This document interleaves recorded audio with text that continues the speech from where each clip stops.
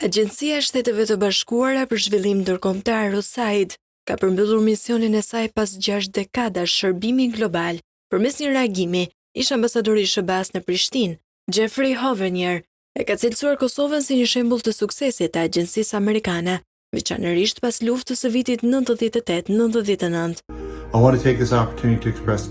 Dua të shpreh solidaritet dhe mirënjohje për të gjithë kolegët, veçanërisht ata nga USAID, për gjithçka që kanë bërë për këtë komp, sidomos në një vend si Kosova, popullin të cilit e kemi ndihmuar të dalë nga tmerret e spastrimit etnik të regjimit të ish udhëheqësit fashist të Serbisë, Slobodan Miloševićit, dhe për të ndërtuar një shoqëri funksionale, demokratike dhe të suksesshme.